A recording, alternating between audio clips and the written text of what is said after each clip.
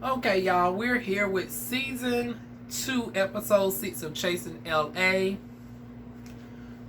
I'm a little bit out of breath, y'all. I'm still not 100%. I'm recovering. My mouth's still jacked up, but we want to push it on through. I just got finished doing my review for The Circle New York. Just got finished watching I Love You, Bobby Purr. So, yeah. And I had to take my notes on that one. So, I am drained, y'all. But I'm going to push it on through. Ooh, Lord, it's quite a bit of notes, honey. It's 16 notes covering the entire page, child.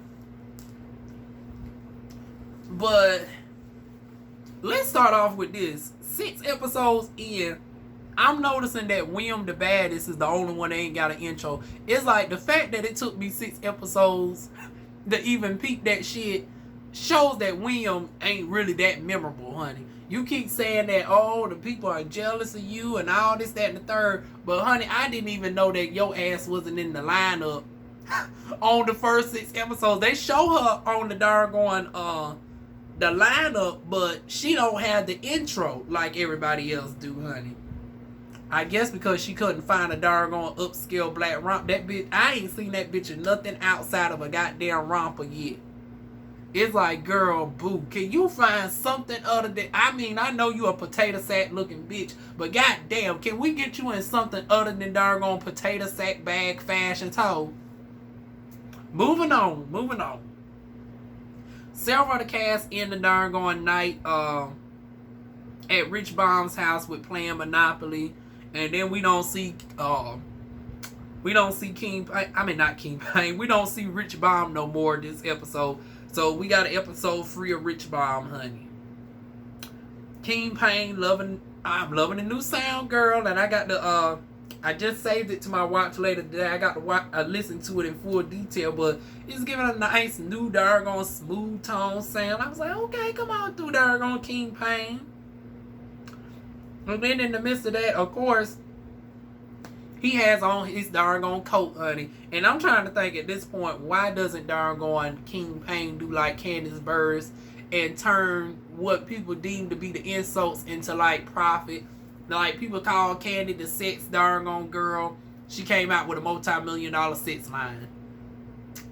They say she a fat bitch that always eats. She done came out with multi-million-dollar restaurants. Now the thing is, not only do you got the bob and weave to get to Blaze and OLG, but you might have to dodge a bullet or two while you eating your doggone fries and shit inside the damn restaurant. But yeah, it's like King Payne. I'm trying to figure out, why have you partnered with a private vendor and did some sort of logos? Like, you doing yourself a disservice, girl. And then every time you come up on the screen, the whole chat is darn lit up with crowns, so you got a fan base. So I'm trying to figure out why in the hell you ain't capitalizing off of that and the signature coats that you always have and come up with your own line of coats, honey. That I can really see that for you, honey. And then he's talking with Fly King about the antics Andre did at Jeremy's party. That's a lot of stuff that we keep hearing. Everybody getting their perspectives on the party. And it's like, so basically this whole season for the most part, or this first half, is been basically summarizing the bullshit about doggone about the LLC gate. Like, really, we carrying half a season off of this doggone LLC shit? Ugh. Moving on. Then everybody's coming to doggone Poetic House. Nicole looking fabulous as per usual, but was a little bit overdressed. Everybody else was dressed down. It was giving casual for everybody else. For Miss Nicole was giving more so upscale dinner. Then we got Fly King pop up, and honey, he was giving purple glitter to MC Hammer, honey. I ain't hating, honey. I'm the type of bitch that goes up for the gaudy fashion, so I low-key want to know where he got the doggone shit from, honey. Doggone Nicole being shady talking about, honey, he got the shit from Donna Summer. Donna Summer.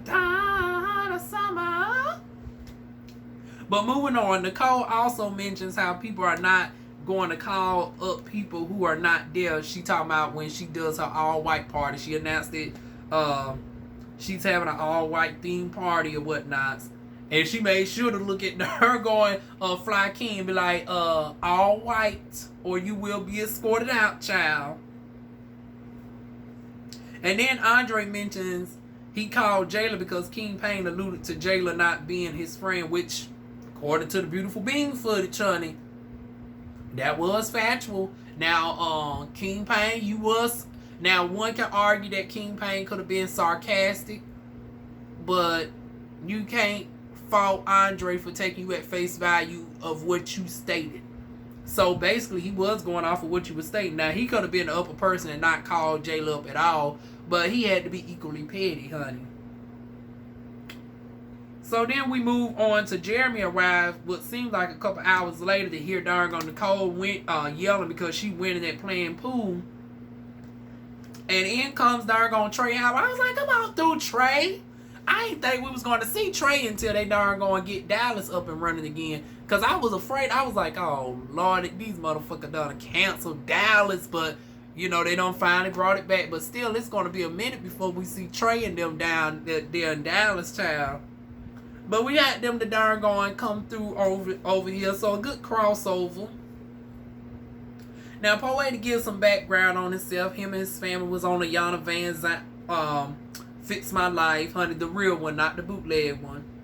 And he reveals in the chat that he is 52 years old. I was like, what? What? Bitch, you telling me you and the demon could have went to high school at the same time? You is 2 years younger than the goddamn demon. And then he said he was born in 1970. Child, I don't believe that Poetic is dang on 20. But damn, how old? He is 23 years my damn senior. Ain't that's about a bitch, y'all? I swear I wouldn't have clocked darn going Poetic older than like 30. I thought he was like 35 to 38, honey. I did not know he was darn going giving 52, child. 52? Now, this is interesting because we ain't never had nobody that old on any of these shows, honey. Of course, we've had a couple of folks that have been in they, like we had over on G Status, Arkeem over there in his 40s or whatnot. But I think like 39 to 40 has been the general cutoff.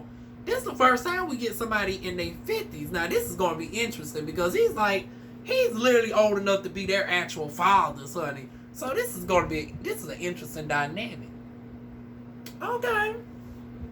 52, y'all. Did any of y'all know that he was giving 52? Child, that is a good 52, y'all. And speaking of good 52, honey, we can go over to Nicole getting her hair done and hilariously filling her mama in about the Jeremy party or whatnot. And the mama don't look too bad for damn 60-something because I don't think Nicole's mama is like a teenage mom. I think Nicole's mama had her like maybe mid-20s. And Nicole, I want to say, is 38. So that will put Miss Nicole's mama is like 63. And once again, she gives me like 51 to 50. Now, see, that's the thing. Nicole's mama gives me like 50 to 52. And Dargon Poetic gives me like 35 to Dargon 38 or something. So both of these Dargon folks is looking like at least 10 years younger than their age, honey. Come on through, AARP gang, looking youthful. And then, you know, she Dargon got the sassy red hair on, honey. And then it's the red that's all the way to the roots, not that little blonde shit left out that Nick. I was like, girl, whoever did, I'm assuming Nicole might have done her mama's hair, honey. Child, you might need to low-key do Nicki Minaj and shit here, because I be so tired of these bitches darn be leaving a little bit of color out or whatnot. Honey, bring the color all the way down, honey. Bring the color all the way down. But yeah, honey, she had a little quick scene, and then we ended out with her getting 2 additional fashion scenes. So pretty much, it's safe to say Nicole's just the look queen of this shit, honey. Ain't nobody coming for Nicole's fashions. Now, every once in a while, she has a miss, child. It's like for 99% of the time she be on it, and then it'd be that 1%. Be like, nah, Nicole, I don't know what you was doing with that shit. But honey, for the most part, Nicole be up on it. Then we get William the Saddest, honey. Invites King Payne to the studio to hear some new music. Burning theme, honey. Now they discussing the perspective of the party, of Jeremy's party or whatnot. Then we go over Jeremy considering sticking to working behind the scenes as opposed to being a background dancer. Him being, his leg being sprained for some weeks gave him some new perspectives on his doggone work career. He's thinking that he's done all that he needed to do as far as being background for Beyonce, Lady Gaga, J-Lo, you name it. Honey, he's done it. So he's like, honey, it's time for me to be in the background. In the background. I was like, come on, young Frank Gadsden, honey. So, honey, Jeremy Copeland's on his Frank Gadsden, honey. He's now working in the background, child.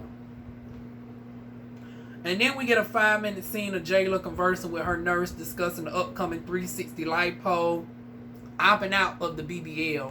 Now, she was in scrubs.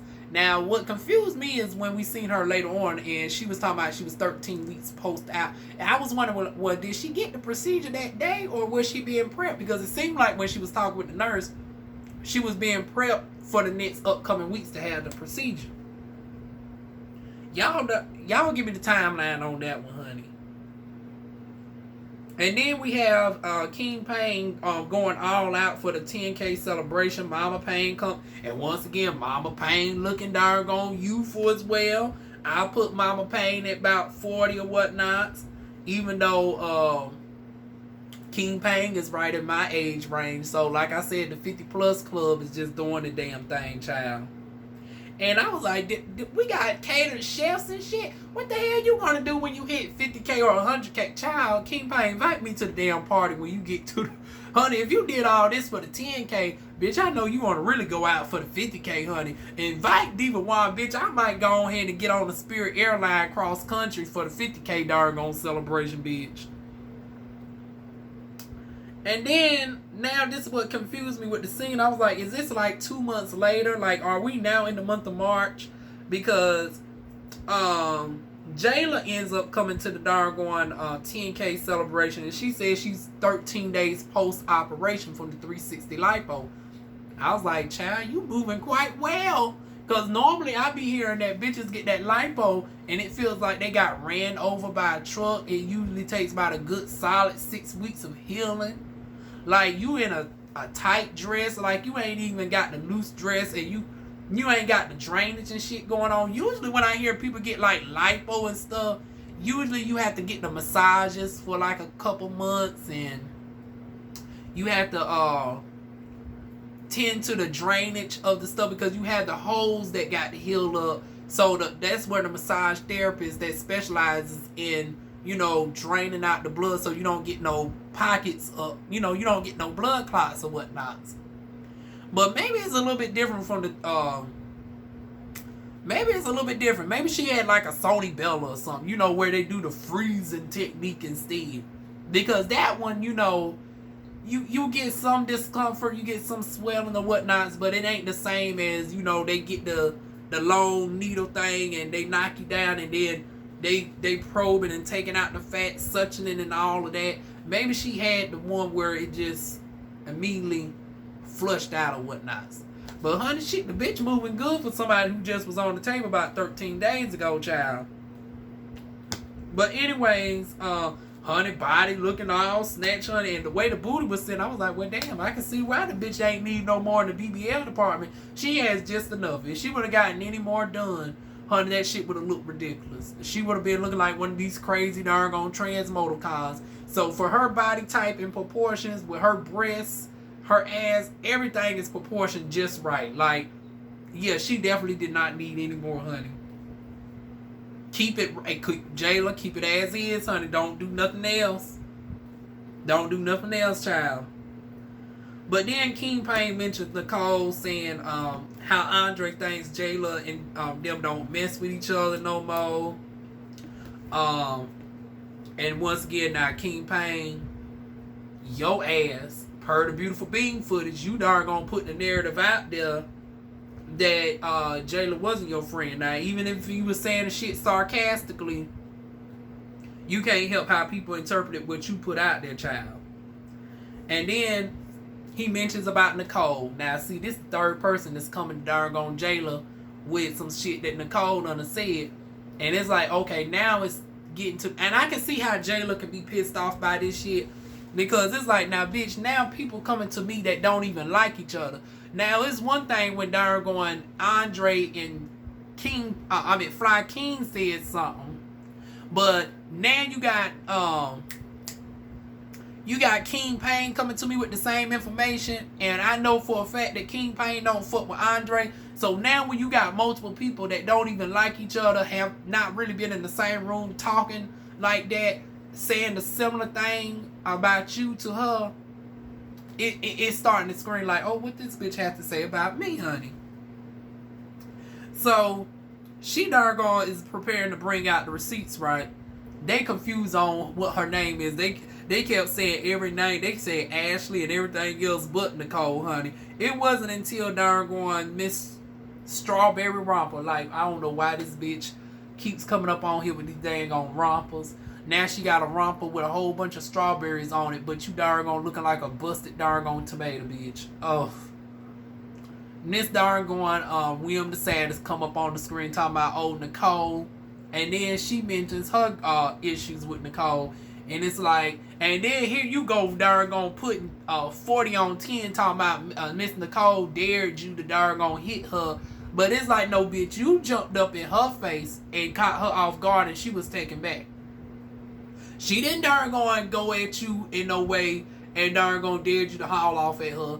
You decided to jump up and darn gonna do all that rah-rah. So, Jayla, don't jump in this talking about when your best friend's a trans woman, sitting and star, this, that, and the third. It's like, girl, bye. Girl, bye. But anyways, yeah, that's what darn going Potato Dip Pepto-Bismol darn gone gave her account of the situation, honey. And then in walks Hershey child. And it's like, now as William gets to discussing this issue with Nicole, honey, darn gone Jayla is over. Jayla darn gone pulls out the receipts proving that she said, showing that she wasn't going to be at the event. All this, that, and the third. So it's like, now, bitch, why do you keep bringing this shit up? Every time I'm hearing from all these people that you keep bringing me up. Now, the thing is this. Nicole's defense is she don't bring you up. You is always brought up about everybody else. It's always a conversation and your name ends up being brought up by somebody else. The problem that Nicole be on is when your name gets brought up, she adds unnecessary shade to the bullshit. It's like, now, girl, okay, she didn't come to the party, but at this point, it's been established, it's been some months. And for the sake of camera time, you keep darn drawing the point about this this bitch ain't showing up to your event. But now it really looks tacky that darn Jayla got the receipts showing that you knew in advance that she wasn't going to be there. So now why do you keep darn harping on the fact that she wasn't there, she don't show up for nothing, when she gave you courtesy in advance that she wasn't showing up to your shit, and she wasn't even a personal invited guest, she was a +1 of a +1. So, and she still went out her way to contact you, and it seemed like everything was cool and copacetic and darn going IG. But now I'm hearing shit from darn Will. I'm hearing shit from Fly King. I'm hearing shit from darn King Payne. I'm hearing shit from Andre that they all said that you've had something to say about me. And yeah, you didn't start the shit. They all brought her name up. But then when they brought her name up, you darn started with the unnecessary shade. Almost like every time you get a chance, you keep harping on this darn green that Fly King had on. And once again, the shit was back in November. I know damn well we in March at this point. It's like, let the motherfucking shit go. And granted, out to Nicole's credit, she somewhat tried. She said, we ain't going to call nobody. If they ain't here, they just ain't here. We ain't going to bring up no names. So I will give her that. But it's like, bitch, you should have been more so on that vibe earlier. You should have came with that energy about a couple months ago, less, several less comments ago that you said. You should have kept all that shade and came with that energy off the riff. But now that you trying to calm the shit down months later, it's like, oh no, bitch. Jayla's like, when I see you, I'm gonna deal with you, honey. And then in comes the next week previews, child. Jayla's going to get it turned up with Miss Nicole, child. And that's basically the review, y'all. I want to say, well, damn, we getting out of here early with these damn shows, y'all. First, I wrapped up The Circle in like 20 minutes. And I want to say this show was a solid hour this week as well. Let me get the time on this before we end up out of here. Honey, I'm doing damn good. Y'all tell me if y'all prefer these quicker type of videos, or do y'all be like, no, Juan, you need to get back to, drawing out the points over a course of an hour or whatnot. I am really shocking myself tonight, though. I got to literally pull up Chasing Reality to see how long this doggone episode was. Oh, it was an hour and 13 minutes. Child, we doing damn good over here. And I had a whole page worth of notes. It's not like I was short on the notes. Let me show y'all. Y'all see how much notes I had? Child, we got through that in no time. But anyways, those are my thoughts this week on Chasing LA, honey. Leave y'all thoughts down below. Feel free to like, comment, share, and subscribe. And I will see y'all soon with more videos. Mwah.